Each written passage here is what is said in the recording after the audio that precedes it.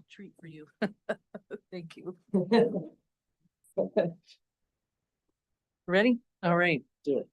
All right. Welcome, everybody. I'm going to call this special city council meeting to order on Tuesday, June 30th at 5:02 p.m. The purpose of this meeting is to consider the consideration of repealing and replacing ordinance 2026-10 with sorry, okay. Do you want me to start over? With ordinance 2026-14, an ordinance imposing a temporary ban on the discharge of fireworks within the city limits. As you all know, at our last meeting, you all were fine with me declaring an emergency to allow a ban of fireworks within the city. From that time, the governor issued a ban on fireworks throughout the state and then gave us some leeway of things that we could do to help support our decision to not allow fireworks. And what that entailed was myself and Chief Brewer to get together to meet to talk about why we would want restrictions in the city.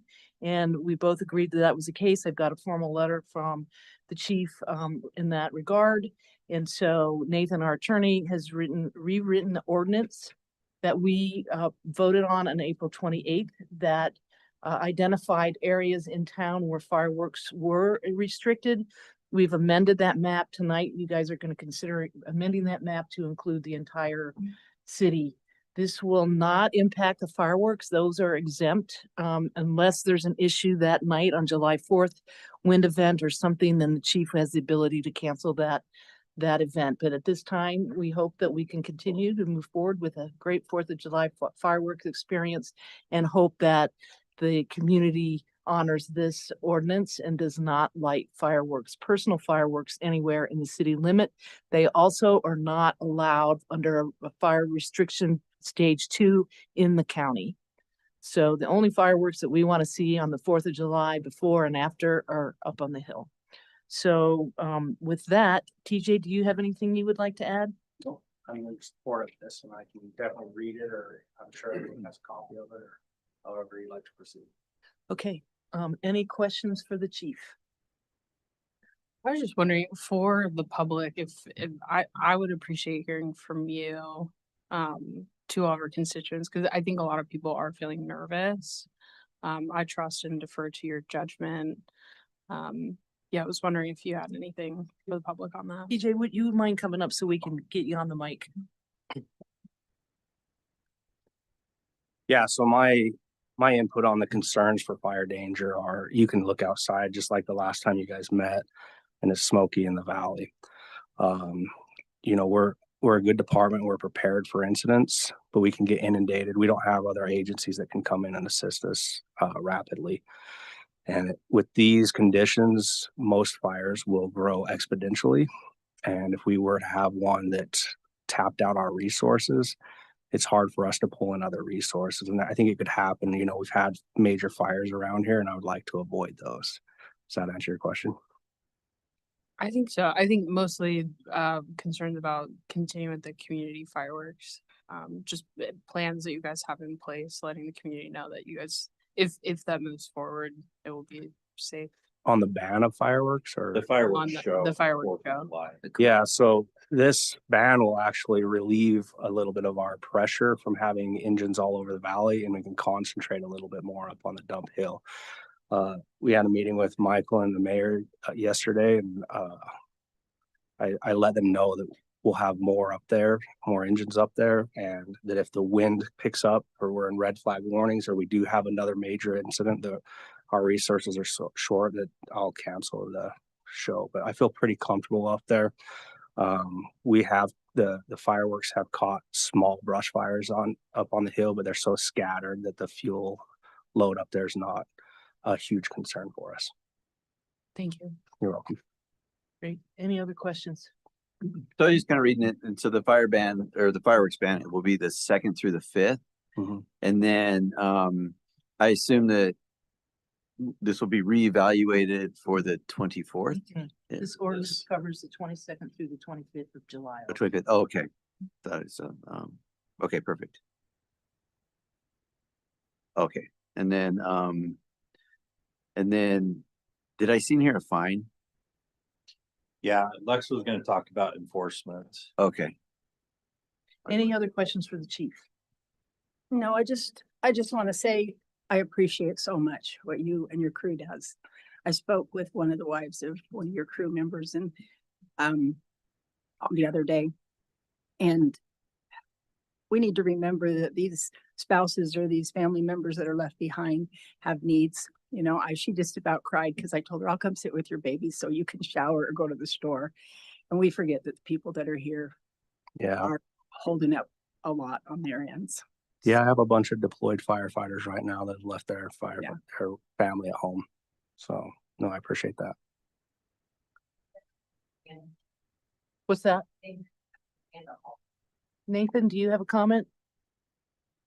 I do, just in response to Councilmember Taylor's question. So just to kind of lay the framework here, and I think just for the record, the last council meeting, the mayor, in response to recommendations from the fire department, adopted an emergency order. And then really quickly thereafter, the governor's office issued an emergency order of its own that applied statewide, that effectively banned fireworks for the July 4th firework period. Now, under state law, there are only certain periods of the year when you can launch private fireworks. The 4th of July is one, Pioneer Day is the other. And so the governor's order effectively, replaced and negated the need for the mayor's order. But what the governor said in his order was, hey, I'm recommending every city consult with their fire chief and then look at their authority to regulate the personal discharge of fireworks during these specific periods to the fullest extent of the law. And so that's what we did. We went and consulted with the fire chief and said, hey, what do we do under our existing authority? And then their recommendation came back, and that is that we recommend that you prohibit fireworks for the rest of July, basically. So the fireworks for the 4th are effectively prohibited under the governor's order, and then per the governor's recommendation, we have worked with our fire department chief to exercise the authority we have under state law to expand that ban for the rest of July. Just not without getting too much into the nuances of it, as the council may recall, you adopted a fireworks map earlier this year in April. And the way that the law is set up is before May 1st, we have to adopt a ban that can apply for the entire year. And that's based on historic conditions. So those are the places we know are going to be a problem every year. What's changed since then and now is that everything's drier with the watering restrictions. The whole town is basically turned into a tinderbox. And there are, I think, 4 specific categories in state law for which we can prohibit fireworks. And now, because of the dry conditions, based on the fire chief's letter, the whole town fits within those 4 specific categories. And so that's the basis for this ordinance now, is we're just extending it through July. And that authority is based on your authority to prohibit existing fire risk conditions based on the fire chief's recommendation. So really all this ordinance does is just put into place what the fire chief has recommended as requested by the governor. And we are going to monitor conditions for the rest of the year, and we may need to adapt another ordinance, but the next fireworks periods are at New Year's Eve and the Chinese New Year. There are only 4. So hopefully if we can get through July, things will be a little bit, wetter. Hopefully we'll get some moisture and we won't need to have this discussion again. But I wanted to provide a little bit more context because this is confusing, and you've probably seen some press that's talking about, well, cities don't have the ability to ban fireworks citywide. I think that may be the case for larger cities in which not all of their geographic boundaries fit within these 4 categories, but Moab is not a big town, and based on your fire chief's recommendations, you do now. Maybe you didn't in May, but you do now. Thanks, Nathan. Any questions for Nathan? I'm going to ask Lex, do you want to come up and just explain how you're going to enforce, and then I'll ask for a motion. It's a long one.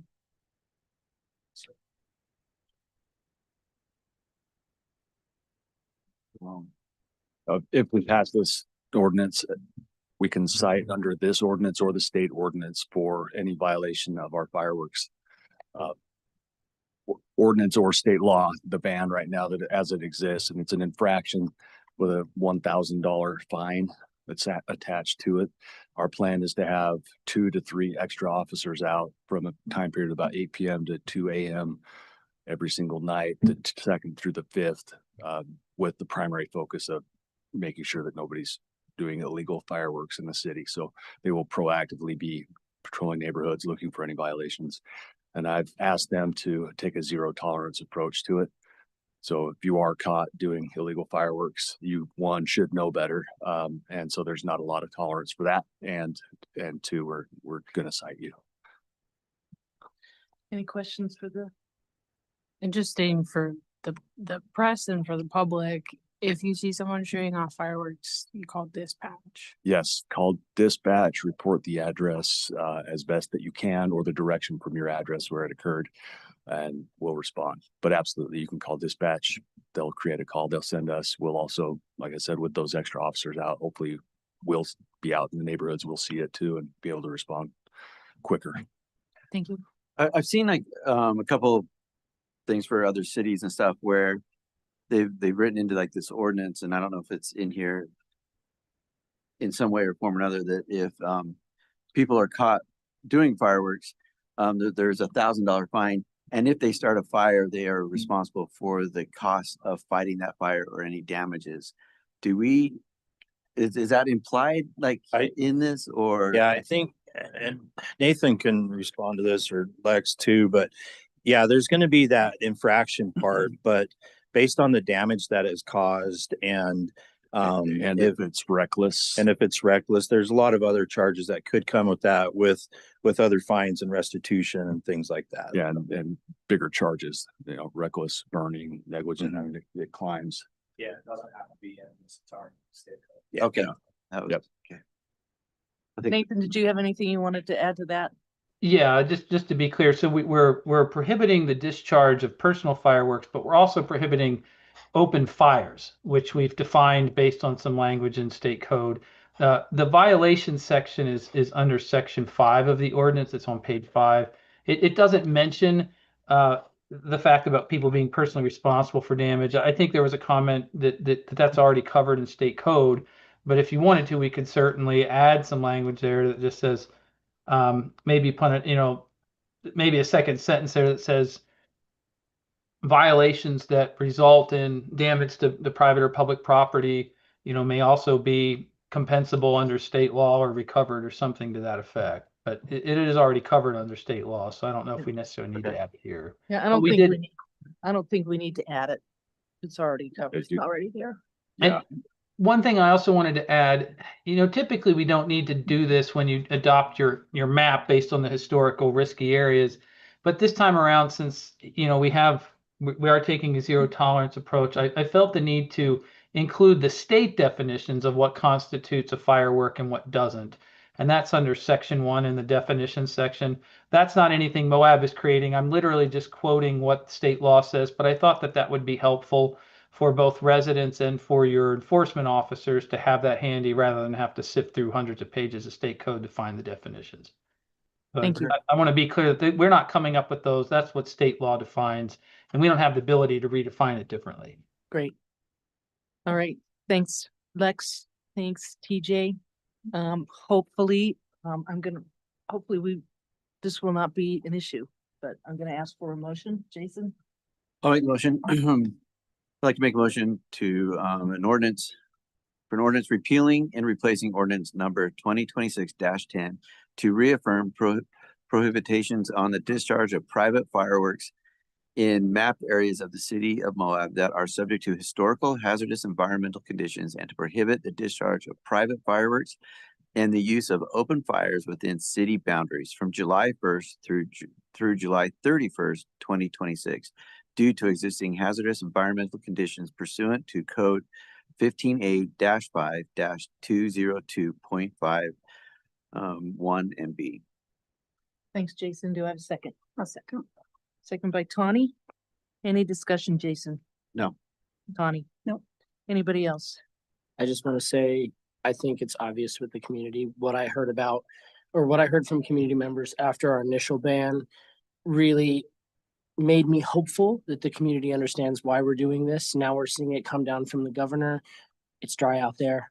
please, please let the fireworks that we're putting on for everyone be enough. And let's keep our town safe this 4th of July. Thanks.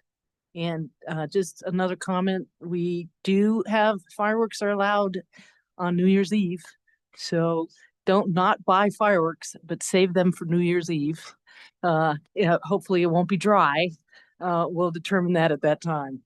Anyway, motion by Jason, second by Tawny. All those in favor say aye. Aye. Any opposed? Motion passes 5-0. Great. All right.